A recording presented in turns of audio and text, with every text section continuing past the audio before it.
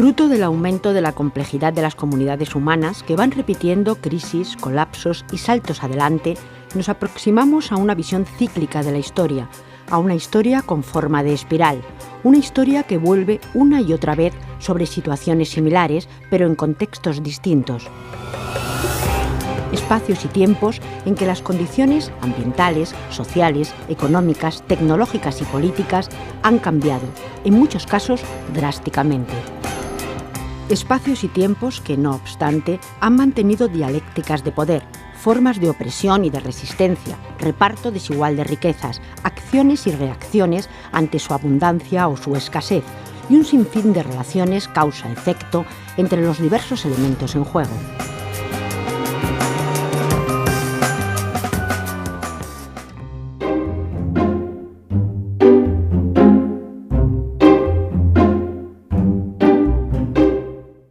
En este devenir de la historia, la energía, especialmente imbricada en las condiciones ambientales y climáticas, ha sido un factor determinante en las posibilidades de acción y de organización social de los seres humanos. Momentos con poca energía disponible han devenido en sociedades poco complejas, con una limitada capacidad de intervención sobre el medio. Momentos con mucha energía disponible, versátil, barata y fácil de extraer, ha disparado exponencialmente las formas de intervención de los seres humanos sobre el medio y ha devenido en sociedades mucho más complejas. La historia de la humanidad ha pasado por tres grandes momentos metabólicos. Ha habido un primer momento en el cual las sociedades obtenían su energía, la fuente básica para su actividad, pues de lo que era la caza y la recolección, era un metabolismo forrajero. De ahí saltamos a un metabolismo agrícola en el cual las fuentes energéticas básicas tenían que ver pues, con lo que cultivábamos, con los animales domésticos que teníamos y otra serie de aplicaciones. El tercer gran momento de la humanidad fue el salto hacia el metabolismo industrial, en el cual las fuentes fósiles se convirtieron en nuestras fuentes energéticas básicas. Ya no eran otros animales, no eran los vegetales, sino eran pues, esa materia orgánica condensada en forma de combustibles fósiles. Este tercer salto metabólico apadrina el estallido de la revolución industrial, que con la máquina de vapor como hito tecnológico transforma radicalmente la sociedad. Hacia el año 1800, el uso masivo del carbón significó un aumento espectacular en la capacidad de producción de la industria. La migración masiva del campo a las ciudades, el desarrollo de las comunicaciones y la mejora progresiva de las condiciones de vida trajeron consigo una aceleración del crecimiento demográfico, desconocida hasta entonces. Y aunque no podemos afirmar que la era del carbón haya finalizado hoy en muchas partes del mundo, es a mediados del siglo XX cuando el petróleo se convierte en el nutriente principal del sistema económico mundial. Cuando el petróleo empieza a tomar un auge después de la Segunda Guerra Mundial, aunque ya se utilizaba desde principios de siglo, pero con mucha menor capacidad, pero ya Churchill empieza a cambiar toda la flota de guerra, la empieza a cambiar de carbón a petróleo, que te alcanza mucha mayor movilidad y por eso tiene un dominio en los mares enorme respecto de Alemania, que se retrasó en eso y tiene victorias considerables militares y demás por esa causa. Entonces el petróleo se muestra mucho más versátil para la navegación marítima, sea militar o civil, también para el transporte terrestre y demás, y todo eso empieza a tomar un auge, y cuando el petróleo supera en consumo al carbón a nivel mundial, esto sucede aproximadamente con una población de 3.000 millones de personas. It is easy to notice how different things are today from when the whole history of oil started back in the 19th century. At that time, people just started digging for oil, which was something new, but digging for oil meant you took an iron rod, pushed it into the ground, hammered it down, bang, bang, bang, and then you had oil coming out. That was reasonably easy, very easy. But now, think about what we're doing now, and we're drilling kilometers down, which is a lot of work, and think that you have a drilling system which about as large goes down for a few kilometers, maybe 5, 6, 7 kilometers down. We are able to access deep oil, And sometimes we do it under the sea, which is another layer of complications to do that. And so that's not just complicated, it is expensive. Estamos ahora en un momento, ya no ha habido más transiciones, aunque ha habido un aumento del uso del gas y un aumento del uranio para energía nuclear, y la hidroeléctrica se ha desarrollado también, pero con sus limitaciones. Pues ahora nos encontramos con 7.000 millones de personas o 7.100 millones de personas, eso supone unos 13.000 millones de toneladas equivalentes de petróleo al año, y nos encontramos ahí con que ahora además el petróleo empieza a descender. La disponibilidad de petróleo a nivel mundial empieza a descender porque hemos agotado ya una importante cantidad de yacimientos y el resto pues están en declive. Marion King Hubert, geofísico durante 2 décadas de la Shell Oil Company, hacía pública en la reunión del American Petroleum Institute de 1956 la teoría del pico de Hubert. Descrita gráficamente con una curva en forma de campana, esta teoría predijo que la producción de petróleo de los Estados Unidos alcanzaría su cenit a comienzos de los años 70. Desde entonces, el concepto del pico del petróleo se ha convertido en una especie de bandera, de postura ideológica que confronta los intereses de los distintos países y ahonda la brecha categórica entre países productores y países consumidores de petróleo. El pico del petróleo es un concepto que se acuñó hace ahora unos 60-70 años para explicar la evolución de la producción de los campos de petróleo, incluso de regiones y del mundo en su conjunto. Y lo que significa es que cuando uno está extrayendo petróleo no puede extraerlo al ritmo que le dé la gana, sino que hay una fase primera exploratoria en la que conoces mejor los campos, vas siendo capaz de sacar más y más petróleo cada año, y llega siempre un momento inevitable en el que se llega al máximo ritmo de extracción, la cantidad de petróleo que tú puedes ganar cada año. Y llegado a este máximo de extracción, después de unos pocos años, la cantidad de petróleo que uno saca cada año va disminuyendo. De manera que la situación que subyace al pico del petróleo no es una carestía inminente, sino una disminución progresiva de su disponibilidad para los usos que le damos en la sociedad. Una situación que desde el punto de vista geofísico coincide con la mitad de las reservas de petróleo del mundo, algo en principio poco alarmante si tenemos en cuenta el volumen de actividad económica llevado a cabo con la primera mitad ya consumida. No obstante, la llegada del pico del petróleo resulta determinante por varias razones. Lo primero es que nunca se pueden extraer el conjunto del petróleo de los campos, hay una parte muy importante que queda ahí contenida y que no se puede extraer. La segunda razón, mucho más importante, es que obviamente primero hemos sacado los petróleos de mejor calidad, nos hemos dejado para el final los de peor calidad, por ejemplo, pues las arenas bituminosas, los petróleos extrapesados. Primero hemos sacado también los que era más fácil de extraer y nos hemos dejado para el final los más complicados de extraer, los que están en el Ártico, en las aguas ultraprofundas, los de la fractura hidráulica, en el cual pues tengo que invertir mucha energía en conseguirlo.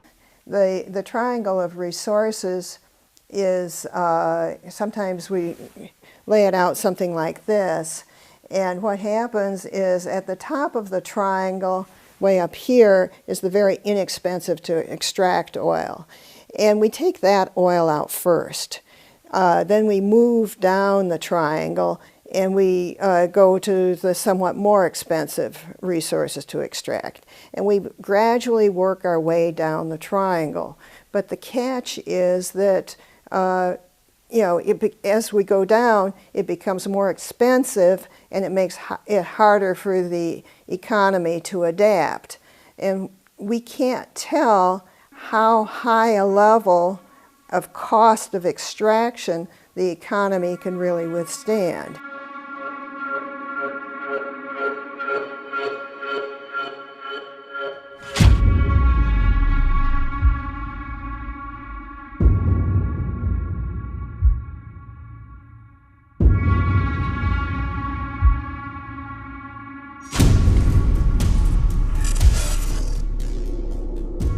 La Agencia Internacional de la Energía, institución dependiente de la OCDE, reconocía en 2006 que el petróleo crudo había llegado a su punto máximo de producción.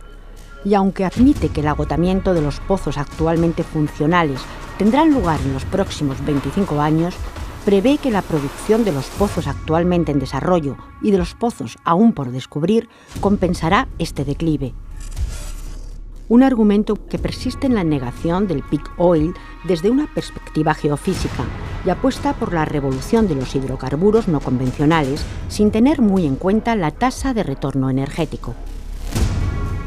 Si, por ejemplo, los petróleos convencionales, pues, dependiendo del campo, uso un barril de petróleo para conseguir unos 18, en los petróleos no convencionales, por ejemplo, los que tienen que ver con las arenas bituminosas, con la fractura hidráulica, uso un barril de petróleo para conseguir 4, 5, 3 barriles de petróleo. No es lo mismo. De manera que cuando hay gente que sostiene que el pico del petróleo no lo estamos pasando y que nos queda mucho tiempo, está haciendo de alguna manera un truco contable que no nos vale. Está midiendo el petróleo en volumen, pero no está midiendo el petróleo en calidad energética. Si medimos el petróleo en calidad energética, claramente estamos ya en un periodo de declive. Pero si medimos el petróleo en volumen, el petróleo convencional, fácil de extraer, el petróleo de altas prestaciones, nos encontramos con una capacidad de extracción estabilizada. La Agencia Internacional de la Energía propone a este respecto una versión tranquilizadora, que hemos pasado un pico en la demanda de petróleo y un consecuente pico en la producción debido a la transición voluntaria y ordenada hacia un mundo posfósil que los países de la OCDE ya han iniciado. Una versión muy favorable a los intereses de la industria y del mercado, tanto más saludables cuanto más optimistas sean las noticias. El economista, por definición, tiene un enfoque muy distinto al geólogo. El geólogo lo que ve es los recursos que hay y son finitos, por definición son finitos, y eso es una visión muy estática. En cambio, para el economista, la viabilidad de la explotación de los recursos depende de las condiciones del mercado. Es decir, si los recursos se agotan, el precio sube y se busca un sustituto. Y esa es la historia de la humanidad, de recursos que se han agotado y que se han sustituido por otros. Resulta que hay nuevas tecnologías que surgen que te permiten aprovechar a un precio más económico recursos a los que antes no se tenía acceso. Entonces, como la visión económica es mucho más dinámica, incorpora los vectores de cómo funcionan los mercados y cómo se incorpora la tecnología, verdaderamente al economista no le suele preocupar el peak oil. La crisis actual ha sido motivo de debate en cientos de foros institucionales y mediáticos. El factor causal de la economía productiva y de la economía financiera allana la comprensión de algunas coyunturas, pero de una forma incompleta. Mucho menos analizado ha sido el papel de la energía en esta crisis global, que si bien se hizo visible en las tablas del mundo financiero, hunde sus raíces en un alza importante de los precios del petróleo. Un alza que puso de manifiesto cómo la explotación de los campos tiene mucho que ver con la capacidad económica de las empresas energéticas para extraer una mayor o menor cantidad. También se ha desdeñado en buena medida la perspectiva política, porque las explotaciones petroleras dependen en ocasiones de la aplicación de determinadas leyes en determinados contextos. De manera que las visiones fraccionadas de la realidad son a veces óbice a la comprensión de un fenómeno como la energía, que exige una dialéctica multipolar. In 2002, when we had our first conference about peak oil in Sweden, we said that there will be a peak in 10 years, and I don't think that you will write a very exciting article about something that will happen 10 years from now, because that is not media. Media is something that happens next hour in principle. So that's another problem. It's very hard to get this message out. Peak oil is fundamental, is at the heart of human society, is at the heart of industry, the heart of our survival. But we don't normally want to think so much about that because we see it for granted. It is granted that we have oil, just as it is granted that our heart is beating. And so you see, if you start looking at this question, you see that there is a very clear correlation of the availability of oil and everything which happens to our societies. When you have a crisis like those spikes in the oil prices go up, everything else goes down, because we depend on oil. Si hacemos un repaso en la historia de la humanidad, desde que el Estado entró en escena, el control de las fuentes energéticas ha sido determinante en las dialécticas de poder de unos seres humanos sobre otros. Lo que hoy llamamos geoestrategia explica las claves de configuración de las distintas hegemonías a nivel global. Los gobiernos francés y británico, encabezados por Guy Mollet y Anthony Eden respectivamente, preparan una intervención armada. Cuentan con la ayuda de Israel y esperan apoyo norteamericano. Al mismo tiempo, la hegemonía estadounidense, la hegemonía por antonomasia que hemos visto crecer sin freno en el último siglo, tiene mucho que ver con el aspecto económico, como los avatares del dólar a partir de Bretton Woods, pero también con el aspecto energético, es decir, con la capacidad de esas hegemonías de controlar el grifo de un recurso tan vital como el petróleo, en las cantidades que se extrae y en los precios a los que se vende en el mercado. La llegada del pico del petróleo impone una restricción en la entrada, es decir, la máquina, nuestro sistema económico, el capitalismo se podría decir, que es un sistema orientado hacia la producción porque es la manera de generar el beneficio, produciendo cada vez más, tiene que tener unas entradas cada vez mayores de materiales y de energía. Si de repente una de las fuentes de energía, la principal, empieza a fallar, ya no puede salir la producción porque le falta el combustible justamente con el que se alimenta. Entonces la llegada del pico del petróleo implica que el sistema capitalista, tal y como ha funcionado en los últimos 200 años, no puede seguir funcionando. Y cada vez, como irá llegando cada vez menos petróleo, será más disfuncional, le costará más funcionar. Esto es como un coche que se está quedando sin gasolina. Entonces no podemos pretender recorrer muchos más kilómetros utilizando este coche, esta maquinaria.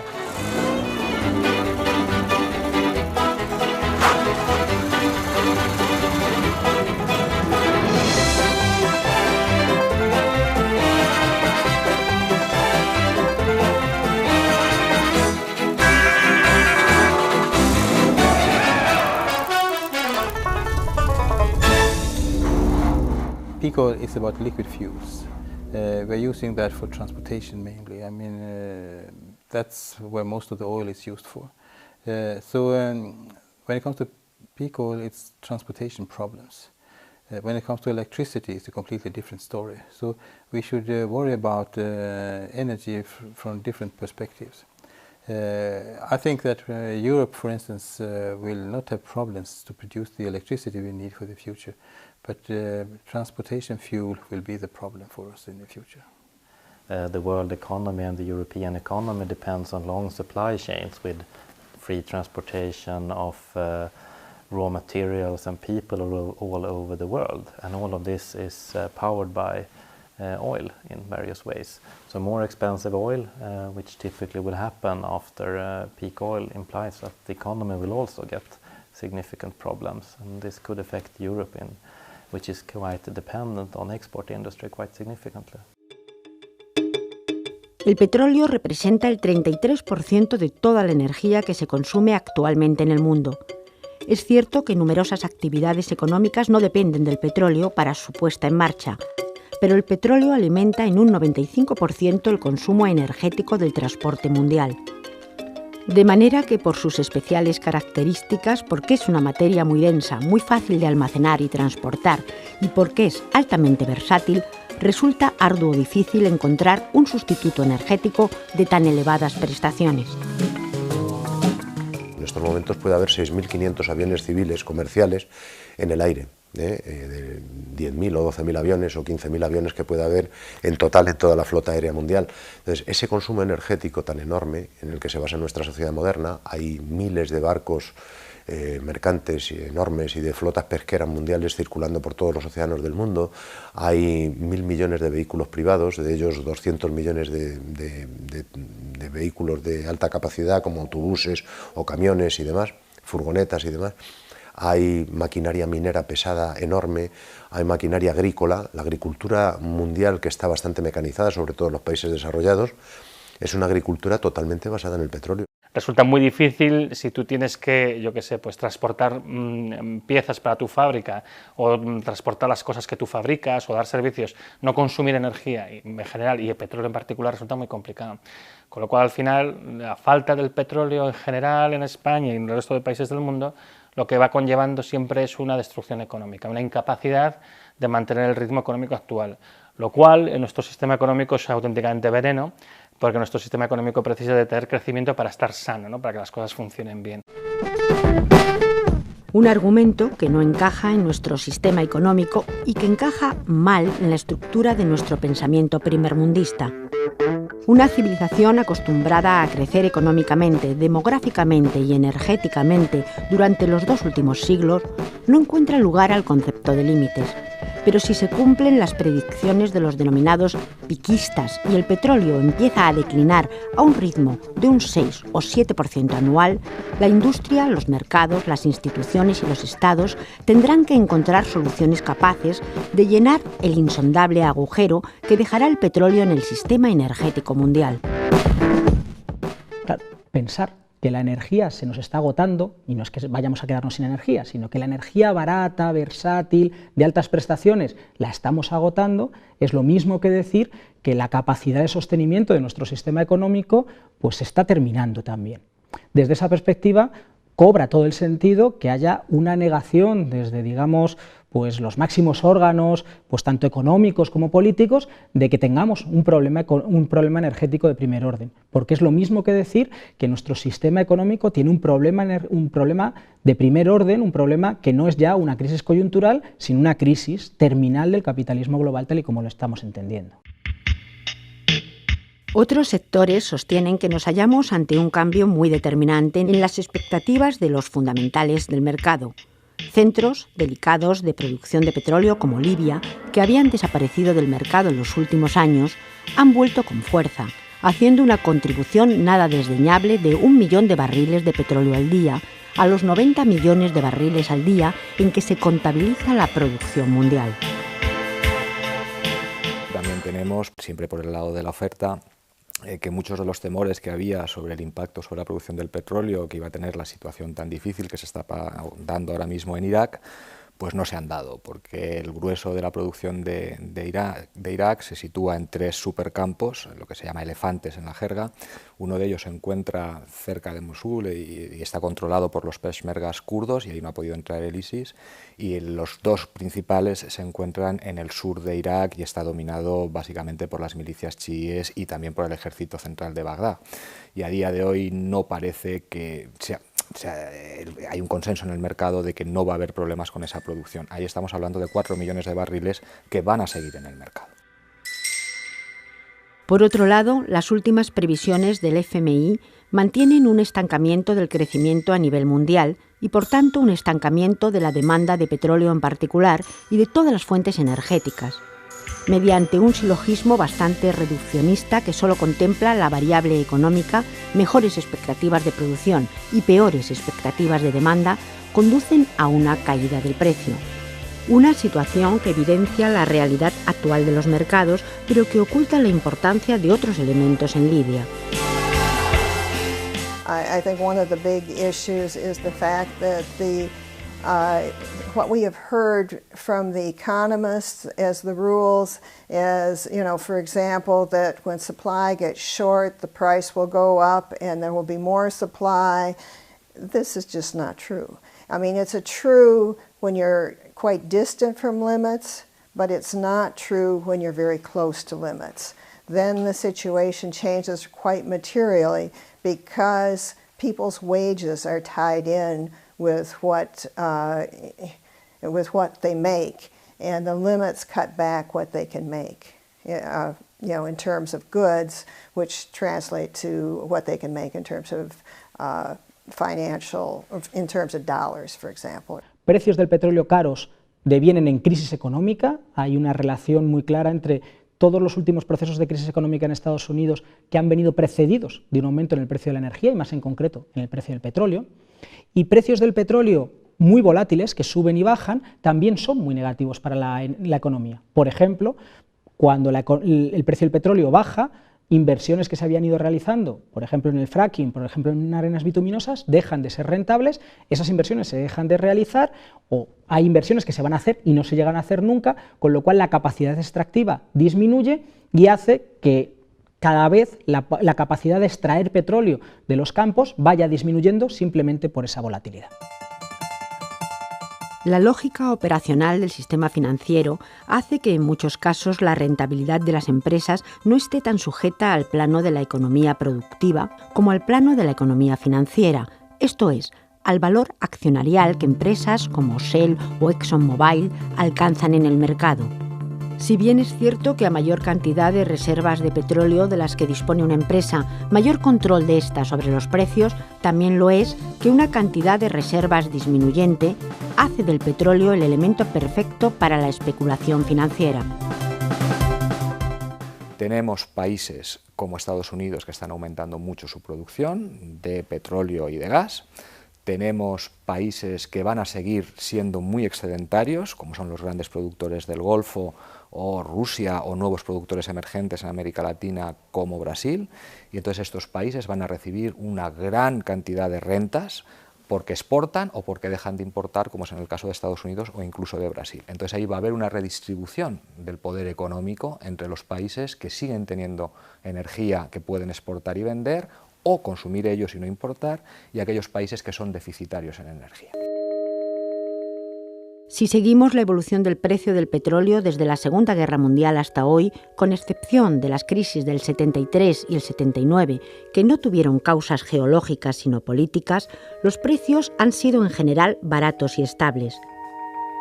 Pero hoy la realidad geofísica disminuye también la capacidad de modular la cantidad de petróleo que se pone en el mercado, de forma que un aumento de la demanda no puede ser compensado automáticamente con un aumento de la extracción.